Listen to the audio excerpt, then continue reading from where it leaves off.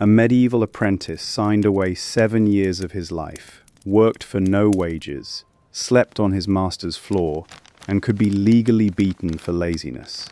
Thousands of families competed to get their sons into those contracts. Some paid a substantial fee for the privilege. Read that again, because it makes no sense until you know what was on the other end. We look at that arrangement and see exploitation, and there was plenty of it. But the guild system was not primarily a way to extract free labor from children. It was the most effective quality control and market control machine anyone built before the industrial age, and an apprenticeship was a ticket into it. Getting through bought you something no amount of skill could buy on its own. The contract was never really about learning a trade. It was about becoming a person the town would let sell things. That is a different commodity entirely, and it was scarce on purpose. Consider the scale of what was at stake. A master in a good trade owned his house, his tools, and his business, ran a household with servants in it, voted in town affairs, sat in a guild that would bury him and feed his widow, and passed all of it to his son. Below that line there was wage work and nothing else. No security, no property, no voice. One contract stood between those two lives. You are about to see how that machine worked from the inside. What a 7-year indenture actually obligated on both sides. Why a guild cared so intensely about the width of your cloth and the weight of your bread. How a journeyman could be a superb craftsman and still be locked out for life. Who the system was built to exclude, and why the whole structure came apart in the end. An apprenticeship began with a written agreement, and it bound the master at least as tightly as the boy. Surviving indentures are surprisingly specific. The master undertakes to teach the craft, to provide food, drink, lodging, and clothing, and in many cases to see the apprentice educated to some level of literacy or numeracy where the trade required it. The apprentice undertakes to serve faithfully, to keep his master's secrets, not to marry, not to gamble, not to frequent taverns, and not to leave. Both parties were on the hook, and courts enforced it. Town records are full of these disputes. Masters were fined or forced to release apprentices for failing to teach, for beating them beyond what was accepted, for feeding them badly, or for using them as household servants instead of training them. Apprentices were pursued and returned for running away, and a runaway's guarantors could be made to pay. This was not an informal understanding. It was litigated commercial law. The length was the striking part. 7 years was standard in England, longer in some trades. And the length was not really about how long the skills took. Many crafts can be learnt to competence in 2 or 3 years, and everyone involved knew that. The long term did 2 other things. It gave the master several years of skilled output at no wage, which is how he was compensated for the early years of teaching a useless beginner. And it restricted how fast new competitors could enter the trade. That second function is the one to hold on to. Every year of the term is a year that person is not competing with you. A 7-year requirement, multiplied across every workshop in a town, sets a hard ceiling on how many new masters can ever appear in a generation. The guild controlled that number deliberately, and it adjusted it. When a trade was crowded, terms lengthened, and the number of apprentices a single master could take was capped, often at 1 or 2. The apprenticeship was a valve on the labor supply. Families still competed for the places, because the alternative was worse. Outside the guild trades lay agricultural labor and unskilled work, with no security and no path anywhere. A 7-year indenture was a hard road into the only urban middle class that existed. And it started young. 14 was typical, 12 not unusual. So the boy who signed was a child, and the person actually signing was his father, or a guardian, or in the case of orphans, the town authorities placing them out. Apprenticeship functioned as a child welfare system as well as a training system. Municipal records show orphans and the children of the poor bound to masters at public expense, precisely because the indenture guaranteed food, clothing, and a roof for 7 years. That guarantee is the part we tend to skip. A modern reader hears no wages and stops there. A medieval father heard 7 years of food. One bad harvest could empty a household, and handing a son to a master who was legally obliged to feed and clothe him was not a sacrifice under those conditions. It was insurance, and the fee some families paid was the premium. Not everyone finished, either. Attrition was high. Apprentices ran away, fell ill, died, were released, or bought out their remaining term. Studies of English and continental records find that a substantial share of indentures, in some places approaching half, never ran to completion. So the pipeline was leaky at every stage, which suited the masters fine. Fewer completions meant fewer competitors. The workshop was also the house, and that single fact shaped everything about the experience. A master craftsman's premises typically had the shop opening onto the street, workspace behind, storage and a yard, and living quarters above. The master, his wife, their children, one or more apprentices, and often a journeyman or two, all lived in that building. The apprentice was a member of the household in law, not an employee who went home. So the master had authority a modern employer does not. He controlled where the boy slept, what he ate, whether he could go out, and whom he spoke to. Physical correction was legal and expected, in the same way a father's was. The limit was proportion, and that limit was real. Cases exist of masters punished for excessive violence, and of apprentices removed from a household on those grounds. But the baseline assumption was that the master stood in the place of a parent. The master's wife mattered enormously, and gets left out of most accounts. She usually ran the household side, often worked in the trade herself, frequently kept the accounts, and in many towns could continue the business as a widow, taking over her late husband's shop, his journeymen, and his apprentices. Widows appear in guild records as full operators. For an apprentice, she was in practice a second authority, and often the one who fed and clothed him. Learning happened by watching and repeating, not by explanation. There were no textbooks for most crafts, and no formal curriculum. You started on the worst jobs: sweeping, fetching, tending fire, preparing material, and you were around skilled work all day for years. Technique moved by imitation and correction. That is slower than teaching, and it transmits the things a master could not put into words, which in a craft is most of what matters. And the secrets were guarded.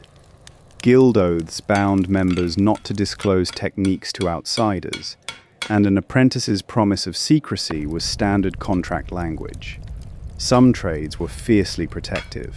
Venetian glassmakers were confined to Murano partly to keep their methods on the island, and leaving with the knowledge was treated as a serious offense.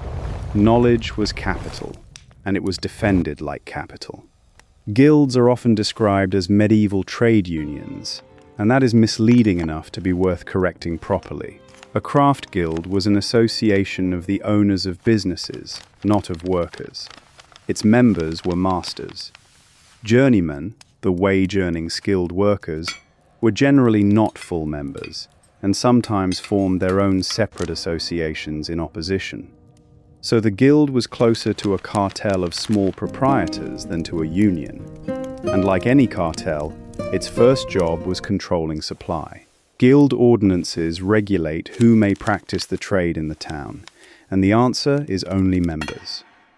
Working outside the guild was an offense, prosecuted, with tools confiscated and goods seized.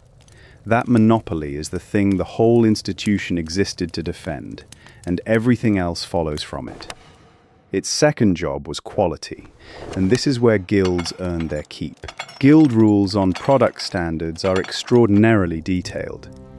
Bakers' guilds fixed the weight of a loaf, and short weight was punished, sometimes by public humiliation with the offending bread hung around the baker's neck. Weavers' rules set the exact width and length of a cloth and its thread count, and cloth was inspected and sealed. Goldsmiths developed marking systems to certify metal purity, which is where hallmarking comes from. Brewers, butchers, tanners, and candle makers all had specified standards and inspectors drawn from the guild itself. Ask why a cartel would police its own members so aggressively. Because the guild's monopoly was granted by the town, and it was granted in exchange for exactly this. A town council, allowing one body to control a trade, wanted assurance that bread would be honest and cloth would not fall apart. The reputation of the town's product in distant markets was a shared asset that any individual member could damage. So the guild enforced standards on itself to protect a privilege it did not want revoked. That is a genuinely elegant arrangement, and it worked. Look at the enforcement, though. It was harsh. Their own courts fined members, seized substandard goods, broke defective work in public, and suspended the right to trade. A baker caught short-weighting could be dragged through the streets on a hurdle with the loaf tied to him. A weaver's bad cloth could be cut up so it could never be sold. Punishment was staged in front of customers, deliberately, because the point was to advertise that the guild policed itself. Shame did the work a modern regulator does with paperwork. There is a reason the standards ran so deep into detail. Pre-industrial buyers had almost no way to assess quality at purchase. You cannot see the thread count of cloth through a bolt, or whether a barrel is full, or whether silver is pure. A mark, a seal, a stamped weight, all of it substitutes for inspection you cannot perform yourself. Trust was the product. The bread was incidental. And once you see it that way, the geography makes sense too. Guild seals let a town's cloth travel hundreds of miles to a fair and be bought sight unseen by a merchant who had never met the weaver. That is an enormous economic achievement, built with no state inspectorate and no law of contract as we would recognize it, out of nothing but a group of competitors agreeing to police each other in order to keep a privilege. There was a third function, and members would have named it first. The guild was a mutual aid society and a religious fraternity. It paid for funerals, supported widows and orphans of members, maintained an altar or a chapel, marched together in processions, and held feasts. Members swore oaths to each other. Guild records mix craft regulation with the purchase of candles for a saint's day, because to them these were the same institution. You were not joining a company. You were joining a body that buried you. At the end of the term, the apprentice became a journeyman. And here the story stops being about training. Journeyman comes from the French journée, a day, meaning a worker paid by the day. He was now a fully skilled craftsman who could take wages and, in principle, work anywhere. In parts of the continent, he was expected to travel, moving between towns and workshops for several years, a practice formalized in the German tradition as Wanderjahre, with its own customs, routes, and lodging houses. Then came the barrier, and it was not a skills test. To become a master and open your own shop, you generally had to produce a masterpiece, a chef d'oeuvre, an example of work judged by the existing masters. That sounds like a fair examination. Look at what surrounded it. A fee to be paid, a feast to be provided for the guild, sometimes expensive. In many towns, proof of citizenship. Frequently a requirement to be married and to have the capital to run a household and a workshop. And the judges were your future competitors. That is the structural problem in one line. Admission was controlled by people whose incomes fell when the number of masters rose. The masterpiece could be judged inadequate. The fees could be raised. The number of new masters could be limited by ordinance. None of that required anyone to be corrupt, only to be responsive to their own interest. The contract was never really about learning a trade. By the later Middle Ages, the consequences were visible. In many towns, mastership became effectively hereditary, with the sons and sons-in-law of masters admitted on easier terms, sometimes exempted from the masterpiece or the fees entirely. Marrying a master's daughter or his widow became a recognized route in. Skill was necessary and nowhere near sufficient. So a large, permanent class of skilled men formed who would never own a shop. Journeymen were, by the 15th century, a population with real grievances, capable, trained, and structurally excluded. They organized.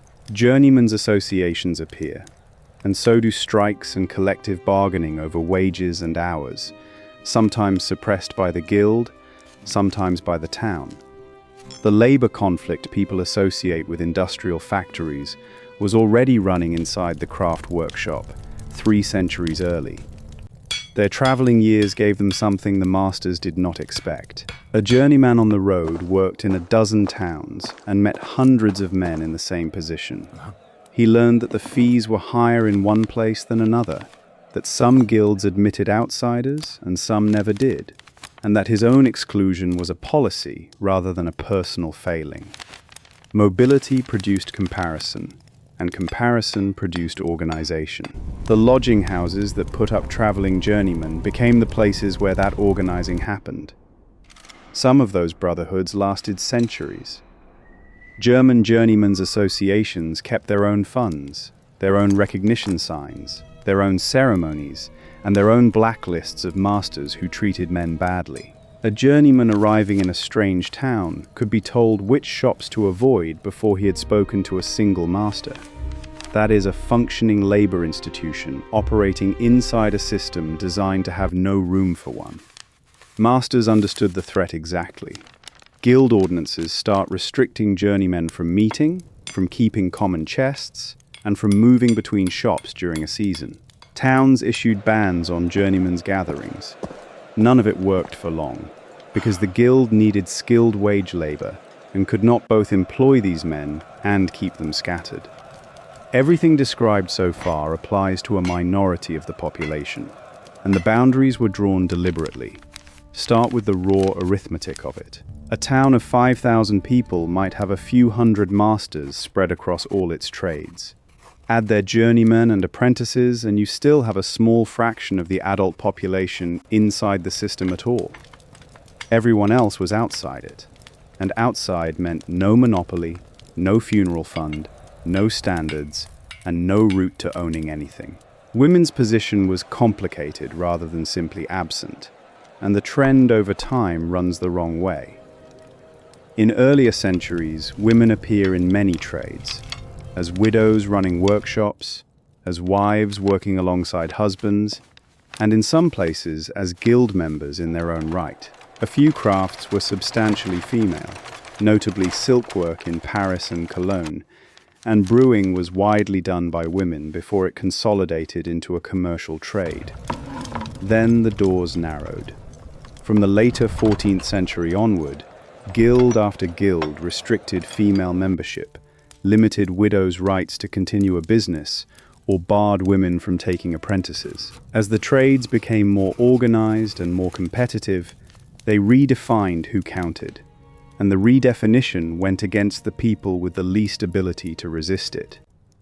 Women were pushed toward the unregulated edges of the economy: spinning, small-scale retail, food preparation, work with no guild protection and no path to mastership. Rural workers were excluded by geography. Guild monopolies applied inside town walls, which meant that country craftsmen operated outside the system and, in the guild's view, illegally when they sold in town. That tension produced constant friction and eventually became an opening. Merchants who wanted cloth without guild restrictions simply put the work out to rural households, paying by the piece, and the guilds could not reach them. Foreigners and outsiders faced citizenship barriers. Mastership often required town citizenship, which required residence, property, or fees. Jewish craftsmen were excluded from Christian guilds outright in most places, which is one of the mechanisms that pushed Jewish economic activity into the narrow set of trades permitted to them. Immigrants from other towns could serve a full apprenticeship and still find the last step closed. Count who is left, and you have a small group. The system produced genuinely superb work and real security for the men inside it. It did that by keeping the number of men inside it small, and the mechanism for keeping it small was the same mechanism that guaranteed the quality of the bread. The guild system did not collapse from a single blow. It was undercut, slowly, by people who found ways around it. Rural putting out was the first serious leak. A merchant supplies wool to village households, collects finished cloth, pays per piece, and sells it. No guild rules apply, no apprenticeship requirement, no quality inspection, and no monopoly to enforce. Costs fell. Guilds petitioned against it for centuries and could not stop it, because the work was happening where their authority ended. Then the scale of capital changed. A guild workshop is a master, a couple of journeymen, and apprentices, financed by one family. When production began requiring investment on a different order, mills, machinery, large stocks of material, the guild structure had no way to assemble it. Merchant capital did. Ownership separated from craft. And once the man who owned the business was not the man who knew the trade, mastership stopped being the gateway to anything. Governments turned against them too. Guild privileges came to be seen as obstacles to trade and to national economic strength. France abolished the guilds in 1791. Britain repealed the Statute of Artificers, which had underpinned compulsory apprenticeship, in 1814. German guild privileges were dismantled through the 19th century. In each case, the argument was freedom of enterprise. And in each case, the outcome was that a skilled man could now work without permission and without protection. Notice what was lost along with the monopoly. The guild had been the funeral fund, the widow's pension, the standards inspector, the training system, and the reputation of the town's product, all in one institution. Abolishing it removed the restriction and the safety net together. The 19th century then spent decades rebuilding those functions separately, through unions, trade regulation, professional licensing, and technical schools, arriving eventually at something that does much the same work with different machinery. We kept more of it than we admit, too. Medicine, law, accountancy, plumbing, and electrical work all still run on a version of the same pattern. A required period of supervised training, an examination controlled by existing practitioners, a fee, a license, and a legal monopoly on practice. The justification offered is quality and public safety, which is exactly the justification a baker's guild offered for inspecting loaves. Both justifications are partly true, and both systems also happen to limit competition. One more thing is worth saying plainly, because the comparison cuts both ways. Guilds produced work we still travel to look at. Cathedral glass, carved choir stalls, armor fitted to a single body, clocks. That quality came out of a structure that combined a long training period, a master with a personal reputation at stake, a standards body that would destroy your work in the street, and a market you could not enter without permission. Remove any leg of that, and the output changes. Modern manufacturing beat it on price, volume, and consistency. It did not obviously beat it at the top end. What the guilds could never do was grow.